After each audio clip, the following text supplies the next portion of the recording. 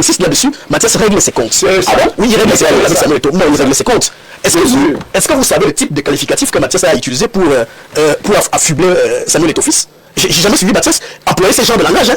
Et pourquoi? Flibustier, c'est limité. Vous écoutez? Il a perdu la raison, le prof. Est-ce que vous êtes prêt à enterrer la hache de guerre? Je n'enterrerai pas la hache de guerre. Je vais vous dire pourquoi. Tant que Samuel Eto'o est à la tête de la FECAFOOT, que les Camerounais écoutent bien, il n'y aura aucun résultat.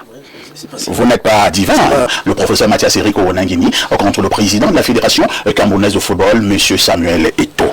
Je voudrais donc dire à un professeur, tout était parti sur ce même plateau, il y a exactement 3 semaines, lorsque nous mettions ce sujet en débat, où vous étiez en train de donner différentes responsabilités. Parmi dans ces responsabilités, vous avez clairement parlé de celle de la Fédération camerounaise de football. Depuis ce temps, il y a eu une mise au point émanant de la Fédération camerounaise de football qui estimait que ce que vous disiez n'était pas du tout vrai. Par la suite, nous savons tout ce qui s'est passé au niveau donc des réseaux sociaux, au niveau des médias classiques, c'est allé pratiquement dans tous les sens. Ce matin, je vous repose la question, professeur Mathias Eric Ouonanguini, pourquoi ce débat finalement est allé dans tous les sens? Merci de me donner la parole. Il faut bien situer les choses telles qu'elles ont commencé. À l'occasion de cette émission, je pense que c'était un jour après l'ouverture de la Coupe du Monde 2026, une Coupe du Monde à laquelle participent 10 pays africains, dont pratiquement 9 se sont qualifiés pour les 16e de finale, et à laquelle le Cameroun ne participe pas, ce qui est en soi un grand scandale. Il est tout à fait incompréhensible qu'avec le nombre de places dont l'Afrique disposait, le Cameroun ait manqué à 2 chances de qualification. Une d'abord dans les qualifications de groupe, une autre dans les barrages. Quand vous m'avez posé la question de manière très pondérée, sans d'ailleurs épingler quelqu'un ad personam, j'avais dit très simplement, quand dans le débat d'abord, j'avais dit aux téléspectateurs, si vous voulez avoir la vérité de la situation, vous joignez les analyses des deux côtés, ceux qui semblent représenter la fédération et ceux qui semblent contraires. J'ai dit simplement, et c'est la vérité, que les torts sont partagés, et quelqu'un de sensé, de rationnel, de responsable et de mature ne peut pas dire autre chose. Le ministère des Sports qui représente l'État a sa part de responsabilité, la Fédération camerounaise de football a sa part de responsabilité, les joueurs ont leur part de responsabilité, et le public lui-même, à travers le conflit, Église et Ibou ou Églisien Ibou, le public a sa part de responsabilité. Est-ce qu'à partir de là, comme il y a des gens qui sont immatures et qui ne veulent pas assumer leurs responsabilités, je dois être victime d'un lynchage, caractérisé encore que le lynchage ne me gêne pas. Je suis à la 4e ou 5e opération de ce type sur les réseaux sociaux et je suis encore bien vivant. Et je connais ce genre d'affaires. Monsieur Haïssi, un leader assure les victoires et assume les défaites. Certains se prévalant de droit disent que la FECAFOOT n'a aucune responsabilité dans cette affaire. Je vais vous lire l'article 9 de la convention querellée, la convention de février 2015 qui n'a jamais été dénoncée par la FECAFOOT jusqu'à la nomination de M. Marc Brice. Article 9. Alinéa 1. Les membres des structures d'encadrement des sélections nationales de football sont recrutés soit sur la base d'un contrat signé avec le président de la Fédération camerounaise de football après avis obligatoire du ministre chargé des sports, soit sur la base d'une mise à disposition par l'État. Les salaires de l'entraîneur principal et des entraîneurs adjoints des sélections nationales de football sont payés par l'État. Alinéa 3, les salaires des membres des structures d'encadrement mises à la disposition de la FECAFOOT par l'État sont payés par l'État. Article 4, les salaires des autres membres des structures d'encadrement des sélections nationales de football recrutés sur la base d'un contrat sont payés par la FECAFOOT. Il faut savoir que cette convention fait partie des mesures qui ont été mises en place pour accompagner le décret de septembre 2014. C'est donc un des instruments pour faciliter l'application de ce décret dans l'esprit de concertation. Il faut savoir qu'un contrat, c'est ce qu'on appelle la loi des parties. Donc c'est un instrument pertinent dans la régulation des rapports qui entre les parties en présence, c'est-à-dire le ministère des Sports et la Fédération camerounaise de football. Pourquoi je lis cela? C'est pour dire ce que les gens de la FECAFOOT ne veulent pas entendre. La loi des parties, c'est-à-dire dans la Convention, en cet article 9.2, précise que l'État peut mettre à disposition un staff. Et la FECAFOOT avait signé cela. Et elle n'avait pas dénoncé cela avant la nomination de M. Brice. Parce que c'est l'élément sur lequel ils s'appuient, parce qu'ils évoquent la hiérarchie des normes. Et ils m'amusent beaucoup. Je ne suis pas un enfant, monsieur, ici. J'enseigne depuis une trentaine d'années. Et il faut faire extrêmement attention. Il y a beaucoup de choses que je fais que les gens ne savent pas. Moi, je fais de la philosophie du droit. Le droit, maintenant je vais faire un cours. Le droit est beaucoup plus profond que ce qu'on enseigne en introduction au droit en première année. Parce que c'est en première année qu'on enseigne la hiérarchie des normes. La hiérarchie des normes, c'est quoi? C'est-à-dire que dans un ordre juridique, il y a une pyramide de textes. Tout à fait. Et au sommet de cette pyramide, il y a la Constitution. Après la Constitution, il y a la loi. Après la loi, il y a les règlements qui sont d'ordre divers, les décrets et tout le reste. Ça vient d'un professeur autrichien qui s'appelle Hans Kelsen. Mais j'ai entendu tout à l'heure un de vos téléspectateurs qui disait que j'ai dit que les hautes instructions sont au-dessus des décrets. Mais qui ne se pose pas la question de savoir... Vous l'avez effectivement dit? Oui, mais il faut encore savoir dans quel référentiel, monsieur. Je dis, le droit, c'est une dialectique. Dans le droit, il y a le droit de la pratique et de l'ordre. Ce droit de la pratique et de l'ordre fonctionne suivant les logiques suivantes. Ce qu'on appelle la ratione necessitatis, en raison de la nécessité. La ratione urgentis, en raison de l'urgence. La ratione, comment ça on appelle encore, je vais retrouver le nom tout à l'heure. Ratione commoditas, en raison de la commodité. Il y a le droit de la forme. C'est dans ce droit de la forme qu'il y a la hiérarchie des normes. Vous comprenez? Le droit de la nécessité ici, c'est quoi? C'est que pour mettre en place ce processus de régulation des rapports entre l'État et la Fédération camerounaise de football, on s'appuie sur le décret de septembre 2014, et on s'appuie sur la convention. Et ceux qui querellent, quand ça les arrange, les hautes instructions, sont les mêmes qui, au moment où on nommait Rigobert Song, étaient passés par la voie de hautes instructions, c'est-à-dire de ce droit de la nécessité, de l'urgence et de la commodité. Et à l'époque, c'est à partir de là qu'on avait mobilisé alors le droit de la forme. Celui qui repose sur la hiérarchie des normes avec le fait qu'il y a un décret et tout. Maintenant, quand ça ne les arrange pas, au moment de la nomination de M. Brice, ils soulèvent la question de la supériorité du décret sur la convention en termes de mécanisme juridique. En oubliant que là, on est dans une relation de type contractuel sur la base de la convention et que la convention est la loi des parties. Donc il faut faire extrêmement attention. Le droit de la nécessité peut prendre la forme de ce qu'on appelle le droit d'exception.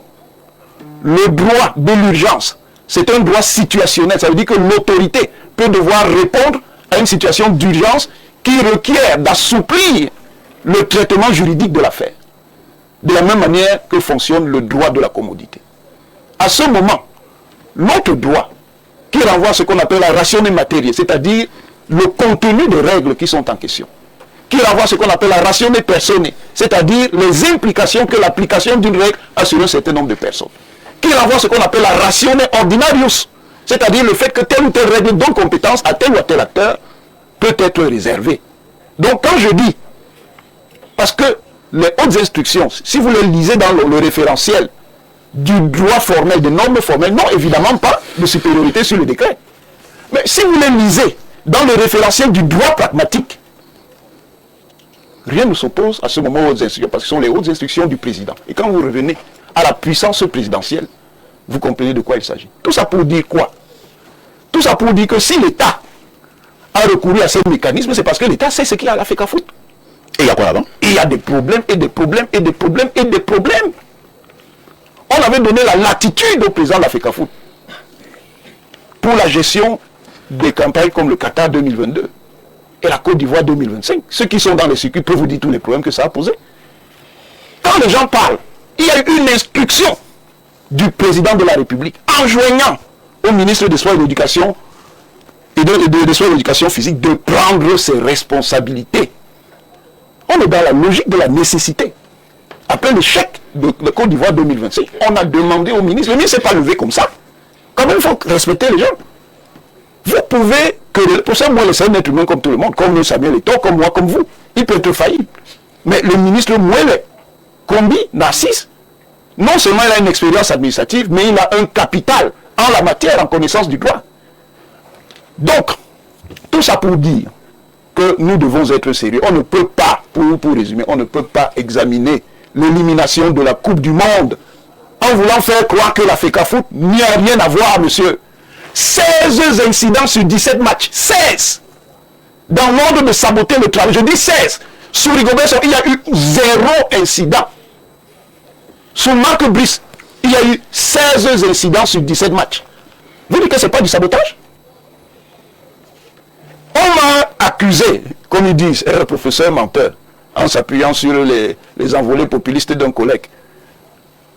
On m'a accusé de dire que oui, il n'y a pas eu blocus sur le matériel, mais il y a eu blocus sur le matériel. Qui ne sait pas qu'il y a eu blocus sur le matériel? Cela étant dit, moi je n'ai jamais dit, c'est pour ça que votre formulation d'entrée de jeu dans le débat est une formulation biaisée. Laquelle? Je n'ai jamais dit que la responsabilité, quand je parlais de responsabilité dans votre émission, j'ai cité le nom du président de la FECAFOOT. J'ai parlé de la FECAFOOT en tant qu'organisation. J'ai cité le nom du ministre. J'ai parlé du ministère en tant qu'organisation. J'ai cité le nom des joueurs. J'ai cité même le nom du public en dehors de dire que c'était les Églisés et les hiboux. Tout cela dans un climat extrêmement pestilentiel au niveau de la gestion de cette affaire. Qui peut gérer quelque chose sans qu'il y ait de contraintes? Qui peut gérer quelque chose sans qu'il y ait de faiblesse? Qui peut gérer quelque chose dans l'idée qu'il aurait atteint l'optimalité, c'est-à-dire la performance absolue? Ça n'existe pas, monsieur. Donc, quand vous êtes manager, même si vous êtes un manager performant, vous rencontrez toujours des contraintes. Donc, il y a toujours... La gestion repose sur ce qu'on appelle le principe des deux parties. Il y a l'actif, il y a le passif. Tout gestionnaire doit faire avec cela. Donc, vous ne pouvez pas dire, non, moi, je n'ai rien à voir là-dedans. Et dans un contexte où il faut être décent, monsieur, ici, les Camerounais souffrent déjà assez de ne pas voir leur équipe au mondial. Mais comment le président de la FECAFOOT se taise pendant que le mondial se joue, sans que ça signifie qu'il soit le seul responsable de l'affaire? Pourquoi? Bon, le professeur Moelle, vous pouvez lui tout dire, mais c'est un homme de style. Pourquoi le professeur ne s'est pas indigné, même à travers des personnes interposées? Quelle est cette histoire où la FECAFOOT serait devenue un domaine d'immunité? La FECAFOOT n'est pas une simple association privée, monsieur. La FECAFOOT reçoit des subventions publiques. Ça veut dire qu'elle est au moins une association privée d'intérêt public qui assure, sous la forme d'une concession, le service public du football. Donc, si elle reçoit des subventions, ça veut dire que le citoyen contribuable et usager même peut lui demander des comptes. Elle n'est pas une forteresse qui ne devrait pas rendre compte. Je finis. Oui. Je finis en disant, les gens parlent de bilan, mais le bilan, il est nullissime. Ah bon? Nullissime. C'est une copie qu'on ne mérite même pas de noter. Jusqu'à ce niveau? Oui, monsieur. En 5 ans, quelle que soit la catégorie, en 5 ans, aucune victoire dans les compétitions continentales. Ça, c'est quelque chose qui, sous tous les prédécesseurs du président actuel de la FECAFOOT, que ce soit des présidents en guillemets normaux ou des présidents normalisateurs, ça n'est arrivé. Il y avait toujours quelque part quelque chose qui était de l'ordre du positif. Une FECAFOOT avec de sérieux problèmes éthiques. Il y a d'abord des problèmes d'ordre universel liés à une dérive actuelle qu'il y a dans le football mondial qui prend une dynamique mafieuse. Vous ne pouvez pas gérer des compétitions sportives et vous avez des partenariats avec des gens qui sont dans les paris sportifs. Ça va vous fausser. Ça va vous fausser la compétition, puisque ceux qui sont dans les paris sportifs font de la spéculation. Donc ils peuvent prendre contact avec vous pour fausser des matchs. Ça se fait un peu partout dans le monde. Ce n'est pas parce que ce qui est mauvais se fait partout dans le monde que c'est bon. Il y a des problèmes en ce qui concerne les arbitres à la FECAFOOT. Il y a donc des problèmes dans le versement, comme nous prouvons le contraire, dans le versement des subventions. De sérieux problèmes dans le versement des subventions. C'est ça la gestion professionnelle. C'est ça qu'on attend d'une figure comme Samuel Eto'o. C'est ça. C'est ça la transformation du football camerounais sur le modèle de la Bundesliga. C'est ça. Et quand quelqu'un, d'où qu'il soit, dénonce, on sort le macoute. Des milices cybernétiques qui sont destinées à vous empêcher de parler. Professeur, à un moment donné, est-ce que vous n'avez pas également vu que vous avez été excessif dans vos prises de parole, comme par exemple vous avez traité le président de la FECAFOOT de cancer du football camerounais? Mais il a un cancer, monsieur. Ah, attends, vous insistez? J'insiste. J'insiste, monsieur. Vous savez, il y a a toujours eu des crises à l'Africa Foot, d'accord. Mais la grande dérive, c'est à partir de 2009. Qu'est-ce qui se passe en 2009?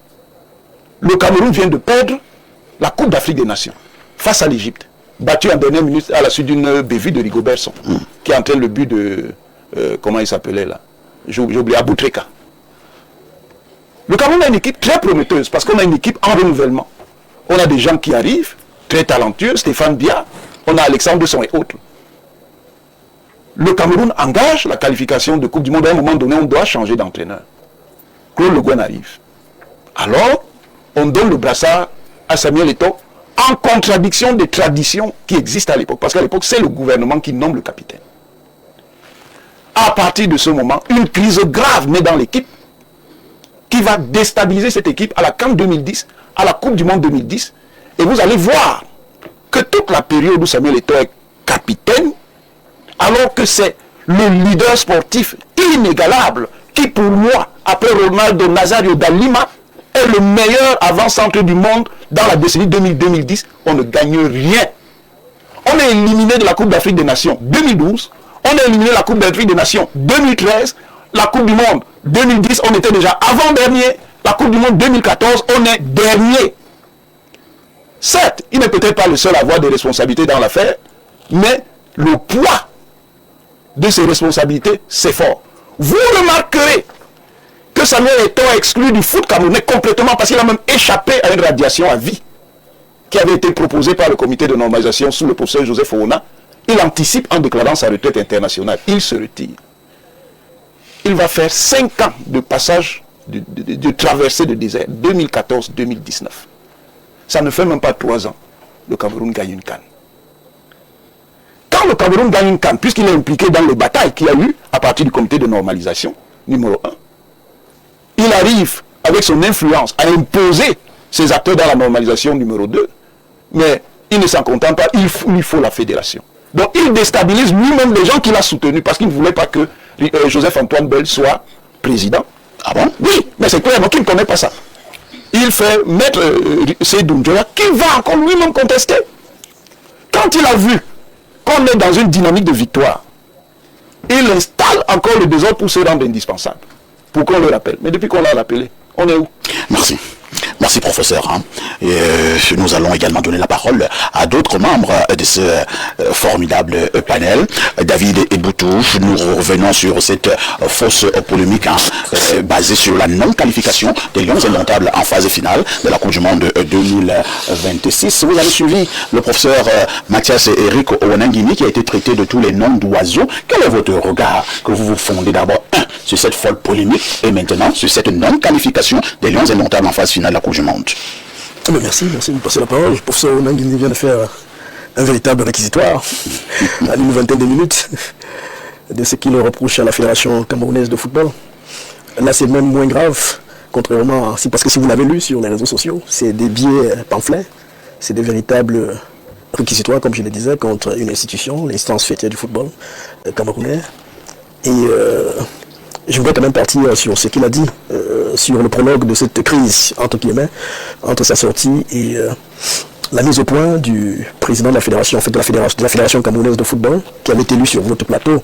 Parce qu'il me semble que lorsque des avis, des analyses sont faites et qui ne vont pas dans le sens de restituer la vérité telle que notre parti l'entend, il est de bon ton que notre parti, effectivement, fasse une sortie pour au moins remettre les pendules à l'heure. Et c'est ce que la Fédération camerounaise de football a fait en commettant justement cette mise au point qui est revenue sur un certain nombre de points précis pour éclairer la lanterne du professeur Mathias Eric Ouanangini qui est allé quand même assez durement ce jour-là. Et d'ailleurs, il a repris certains de ses propos, il a parlé de sabotage.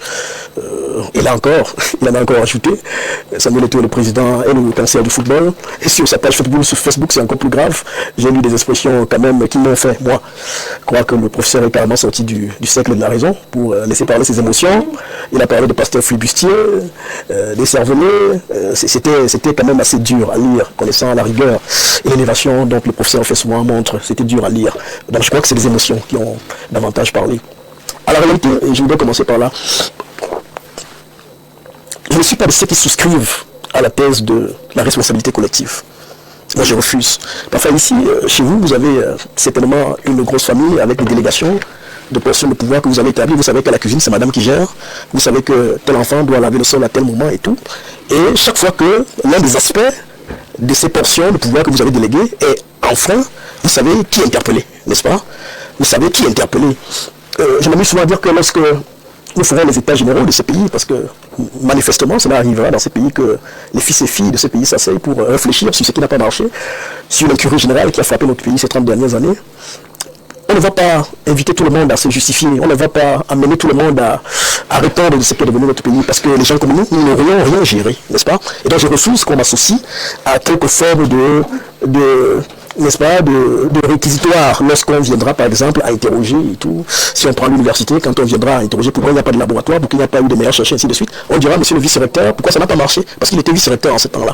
Quand on dira pourquoi il y a eu des poubelles, on dira madame la ministre du cadastre et tout, pourquoi il y a eu des poubelles à Yaoundé à un certain moment, monsieur le maire de tel arrondissement, pourquoi cela n'a pas marché? Donc c'est trop facile, n'est-ce pas, de penser que chaque fois qu'il y a un problème dans un organisme, dans une structure bien précise, qu'on dise que la responsabilité est partagée. Non, hein, les supporters sont, s'agissant du football, les supporters sont également responsables de l'élimination, la fédération est responsable, les ministères, etc. Non, il faut avoir le courage de nos arguments. Et ce courage de nos arguments veut que de façon objective, qu'on reconnaisse que depuis février 2024, la gestion de l'équipe nationale du Cameroun a été retirée à la Fédération camerounaise de football. On a remplacé une portion du discours du président de la République par tout un décret. C'est-à-dire qu'à la suite d'un discours fait par le président de la République, tout un ministre de la République a jugé utile d'appliquer justement cette haute instruction en disant ok, cela remplace les dispositions textuelles. Vous savez que le professeur disait tout à l'heure que, moi je ne suis pas juriste, hein, que les hautes instructions sont au-dessus du décret. Bon, j'ai suivi cela en néophyte également. Et ça tombait bien parce que j'étais à côté d'un de ses collègues, le professeur que vous connaissez très bien, le professeur Abba Olono, qui lui a tout fait de me rappeler que ce monsieur qui parle là est davantage politiste. Il n'est pas juriste, puriste comme nous autres. Et il a été un peu plus dur par la suite. C'est lui, il nous écoute. Il m'a rappelé que dans ces choses-là, il faut éviter parfois les postures, n'est-ce pas? Que chacun respecte sa spécialité. Et il m'a expliqué, effectivement, c'est que lui entendait en me disant que non, monsieur Rolandini versait en réalité dans l'abus et qu'en réalité il n'avait pas compris grand-chose. Et quand j'ai écouté ces explications tout à l'heure, moi je me réjouis d'avoir choisi, lorsque j'allais m'inscrire à l'université, d'avoir choisi d'aller faire l'histoire des relations internationales. Sinon, j'allais me retrouver dans ce genre justement de pédalage, de confusion qui font que ça finit par embrouiller même les étudiants qui les écoutent. C'est-à-dire qu'un juriste, puriste comme constitutionnaliste, comme Abba Olono, vous dit que non, ce que M. Rolandini dit, c'est des lettrismes juridiques. Voilà le terme qu'il a utilisé. Et M. Rolandini, qui lui est politiste, s'immisce dans le domaine de Abba Olono et vous dit quand même, et vous explique quand même avec des termes latins qu'en réalité, les hautes instructions peuvent dépasser tout un décret. Bon, voilà, c'est un débat. C'est un débat. Pas des termes de politique. Oui, c'est un débat technique. Et je voudrais bien écouter, c'est un débat technique que je voudrais bien écouter entre Abba Olono et Rolandini. Je passe rapidement. En disant que vous avez bien compris que le professeur était dans l'abus tout à l'heure, en rappelant que voilà, la copie de la fédération était vierge et qu'il ne fallait même pas la corriger. Il ne sait peut-être pas que... Il a dit c'est nullissime. Oui, voilà, vous êtes même un peu plus dur. Alors, c'est son nom. Voilà. Alors, le professeur ne sait peut-être pas que depuis l'arrivée de la fédération, depuis l'arrivée de cet exécutif, que nous survolons par exemple la Coupe Unifac au niveau des championnats jeunes. Nous survolons depuis l'arrivée de M. Samuel Eto'o. Ça, c'est un fait au moins. Est-ce que le professeur sait qu'il y a un travail de fond qui fait, par exemple, je convoque un exemple. Le Sénégal que nous regardons avec admiration aujourd'hui, lorsque M. Senghor arrive à la tête de la fédération sénégalaise de football, il décide de tout remettre à plat, il décide de refonder le football à la base. Et le Sénégal a traversé 12 années, 12, M. Pafa ici, sans rapporter un seul trophée, sans gagner quoi que ce soit. Et la suite, c'est quoi? C'est que leur premier trophée, ils sont venus le remporter ici à Yaoundé, Nathan. Donc, pour vous dire qu'il y a un travail de fond en ce moment qui est mené par quelqu'un qui porte une vision et qui sait exactement où il va. Samuel Eto'o fait un travail de fond et de folie. Et ceux qui sont en même de les juger, son comité exécutif, allez discuter avec ces gens-là qui sont pour la plupart présidents de clubs et ainsi de suite. Ils vous disent qu'il y a un travail de fond qui est mené et les résultats ont commencé à se voir. 20 ans. Non, professeur. La réalité, c'est que lorsque M. Rolandini dit que Eto'o doit se taire, mais pour parler de football dans ce pays, qui, si ce n'est Eto'o, qui doit parler de football? Donc, on est dans ce monde à l'envers, en matière de football, avec tous les génies que lui-même lui a reconnu tout à l'heure. Lorsqu'il faut parler de football, d'autorité, qui doit parler de football? Si c'est monsieur ne pas gérer. Non, vous savez qu'à l'université, il y a ce que vous appelez la validation des acquis. Vous savez très bien qu'il y a ce qu'on appelle la validation des acquis. Mais on ne valide pas dans l'arbitraire. Quel arbitraire? Quel arbitraire, prof? Laissez-moi poursuivre. Ce que je dis, c'est qu'il faut savoir raison garder, même si on manifeste quelques rayons de colère en relation avec justement une certaine mode cybernétique qui s'est versée sur vous parce que bon voilà, vous avez rencontré tous ces gens-là. Non, prof, sachant raison garder, Samuel Eto'o ne va pas contrôler tous ces gens-là qui vous un culte et qui se retrouvent dans les réseaux sociaux et qui pensent que vous avez attaqué, entre guillemets, leur idole. Et donc vous n'allez pas systématiquement reporter ces relances et ressentis sur la personne de Samuel Eto'o au point de le traiter de tous les noms d'oiseaux que j'ai vus. Le système, monsieur. Ce n'est pas vous qui parlez, je continue de penser que ce sont vos ressentis, vos émotions. Quel système? Quel système? Je ne faut pas le faire de manière systématique. Non, vous n'y êtes pas. Vous n'y êtes pas. Est-ce que le fait de n'y être pas, je parle de l'extérieur, la manière dont la Focafut se positionne dans la société. Dès qu'on critique Samuel Eto'o, c'est le lynchage. Il y a toute une armée cybernétique et vous ne pouvez pas dire qu'ils ne sont pas reliés. Quand même, nous sommes des observateurs. Je vais poursuivre. Vous allez poursuivre. Merci beaucoup. Et vous allez terminer. Allons-y, David. Même comme je n'ai pas dit la moitié, je n'ai pas dit la moitié de temps. Merci, David. Allez-y, vous allez chuter. Merci beaucoup. Donc, lorsque le professeur insiste sur le sabotage, sur ce qu'il a dit ce jour-là sur ce plateau, il me semble qu'il y a eu une sortie qui a été jointe justement à cette mise au point-là pour rafraîchir les idées du professeur. Et donc, le ministère des Sports, dont il savait, il voulait défendre ce jour-là, était parfaitement au courant. C'est-à-dire que quand il convoque l'aspect du matériel qui avait été confisqué par la Fédération camerounaise de football, il y a eu un contexte était lequel? On avait suivi les choses du genre, le président de la Fédération a confisqué les ballons. Les ballons et même les maillots. Et même les maillots. Oui. Or, le professeur est parfaitement au courant de ce que, à la suite d'un compromis, c'est-à-dire du staff compromis qui avait été validé au niveau de la primature et entériné au niveau de la présidence de la République, et une photo avait même fuité où on avait vu le président de la FECAFOOT, M. Bagamboa, le coach, le SGPR. Ce staff-là avait été pratiquement balayé d'un revers de la main par Marc Brice, qui, une fois Wilton, a dit qu'il voulait travailler avec ses propres éléments, a choisi de refaire tout un staff technique. C'est dans ce contexte-là que ce dernier a refusé de recevoir le matériel de la Fédération camerounaise de football avec ce qui avait été délégué par la FECAFOOT. Que vouliez-vous en ce moment-là que le président de la Fédération de football fasse? Donc je poursuis en disant que non, il faut sortir des émotions prof. Il se passe que nous tous nous regrettons la non-qualification des lions notables au mondial. Surtout que cela arrive dans un contexte où c'est quand même 10 équipes africaines qui représentent le continent. Mais la vérité, c'est que on a systématiquement refusé à la Fédération camerounaise de football de jouer sa partition. Si la Fédération avait joué sa partition, nous serions aujourd'hui en train de reconnaître sa part de responsabilité. Le ministère des Sports a systématiquement et littéralement retiré toutes les prérogatives naturelles reconnues à la Fédération de football pour la mettre en difficulté. Et il n'est donc pas juste, il n'est pas objectif de revenir aujourd'hui, après tout ce qu'on a vu, imputer cette responsabilité de non-qualification des Lions mondiaux à la Fédération camerounaise de football. C'est ça l'image. C'est d'autant plus que, aujourd'hui, le plus grand perdant, c'est la Fédération. Le plus grand perdant, c'est la Fédération. Vous imaginez très bien en termes d'entrée financière ce que la Fédération aurait engrangé et qui aurait servi à matérialiser la politique sportive. Son n'a pas de discernement. C'est pour ça qu'il n'a pas compris. Et c'est pour cela que nous disons, donc, cher professeur, qu'il faut faire la part des choses.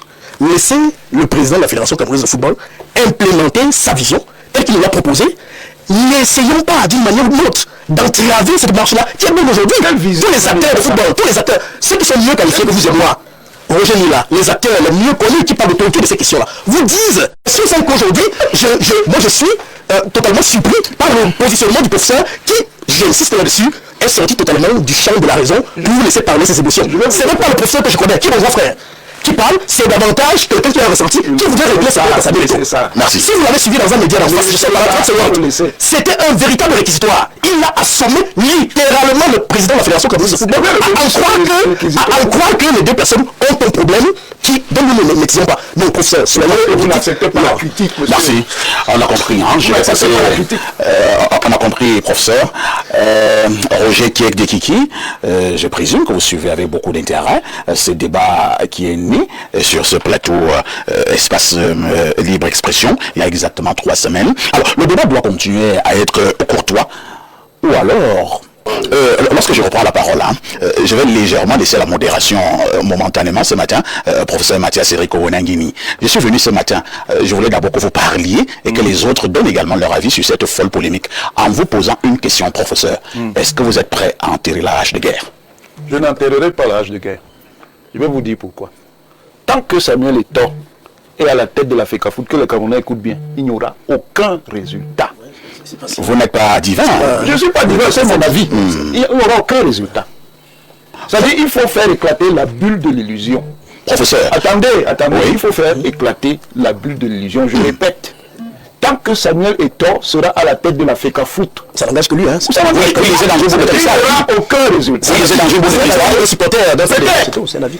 Un avis Si simpliste. vous prenez les... Il n'y a aucun indicateur sérieux dans son affaire. Ah bon? Ce n'est pas parce que vous avez joué... Professeur, lorsque vous regardez, Ne bloquez pas. personne ne va vous bloquer. C'est pas parce que vous avez été footballeur que vous êtes nécessairement un bon manager. Vous l'avez pouvez le devenir. Bon, Oui, mais il ne travaille parce qu'il n'écoute pas. Il n'écoute pas. Un. De deux, il utilise sa rente de ballon d'or pour en fait bloquer tout débat sur sa gouvernance. Quel est votre bilan? J'ai 4 ballons d'or. Où est la relation logique? Professeur. Il était ballon d'or. On attend maintenant qu'il soit ballon d'or de la gestion de l'évaluation. Il ne peut pas. Professeur. Je dis que l'erreur fondamentale, moi je ne me cache pas, l'erreur fondamentale c'est d'avoir fait qu'il revienne dans le foot camerounais. Parce que c'est lui le cœur du problème. Aujourd'hui, il se plaint, il disait qu'il y a des procédures au TAS. Voilà. Ça, on appelle ça le karma. Quel karma? Quand vous avez vous-même entretenu quelque chose, vous oubliez qu'un jour, ce que vous faites aux autres, ça peut revenir sur vous. Professeur. Donc, Je veux répondre. Il a dit des choses. moi, je ne suis pas là pour faire l'hypocrisie. Je vous dis qu'il ne peut pas. Si vous en discutez, voyons. Professeur, nous avons deux icônes, entre guillemets, qui s'affrontent. Il y a Samuel Eto'o, qui est une icône en termes de football mondial, c'est incontestable. Nous avons professeur Mathias Eric Ouonangini, qui est une icône en termes de l'intelligentsia. Ce n'est pas un débat. Et vous êtes tous, et professeur, vous êtes tous les enfants d'un même pays, le Cameroun. Chacun a excellé et excelle dans son domaine. Nous voulons vous voir à nouveau ensemble. Nous voulons une réconciliation. Ce n'est pas possible. Professeur, ne soyez pas carré. Zéro. Ne soyez pas carré. Et on ne fait pas de compromis avec la nullité. Là, je vais en passer la parole à David Eboutou. Non, j'insiste et vous comprenez là-dessus, et je prends les téléspectateurs à témoin, que Courson laisse parler ses émotions. C'est pas la raison qui parle. C'est pas la raison. Là, il s'érige totalement en prophète, il annonce des choses qui viendront et tout. Il parlait des procédures au TAS. Il sait que le premier mandat de Samuel Eto'o à la tête de la fédération a été consacré justement à évacuer tous ces batailles judiciaires-là. Et vous savez qu'il les a remportées. Toutes ces batailles judiciaires, il les a toutes remportées. Donc vous ne pouvez pas. Et c'est l'argument de lui ne concernait pas sa personne, et personnier, n'est-ce pas? C'est les problèmes qu'il a trouvé là et qu'il a été obligé d'évacuer pour que la fédération avance. Dans notre... En 5 ans, 3 équipementiers. Et 5 ans, 4 même, Puma, Coq Sportif, One All Sport, 14. Et il faut regarder ça et approuver ça. Lorsque le retombé de la Coupe du Monde, on ne sait pas ce que c'est devenu. On n'a eu aucun bilan à la fin du premier mandat. C'est ça la gouvernance moderne. Monsieur Tafa ici. Oui. C'est qui le patron de Samuel Eto'o à qui il doit une forme de redevabilité à la tête de la Fédération camerounaise de football? Ce sont les membres du comité exécutif. Et les subventions publiques. Vous comprenez? Et le président de la Fédération camerounaise de football rend compte à son comité exécutif. Et les subventions, c'est eux qui jugent si oui ou non, effectivement, il a fauté. Et il y a des instances là-bas qui permettent au comité exécutif de sanctionner le président au cas où il aura failli. Et jusqu'à l'heure où nous parlons, il me semble qu'il a quitus de son comité exécutif qui trouve qu'il mène un travail sans faute. Venir donc éructer comme mon aîné Mathias le fait aujourd'hui, j'insiste là-dessus, Mathias règle ses comptes. Ah bon? Oui, il règle ses comptes. Non, il règle ses comptes. Est-ce que vous savez le type de qualificatif que Mathias a utilisé pour affubler Samuel Eto'o fils? J'ai jamais suivi Mathias employer ce genre de langage. Et pourquoi? Flibustier, c'est militaire. Vous écoutez? Il a perdu la raison, le prof. C'est ça. Nous allons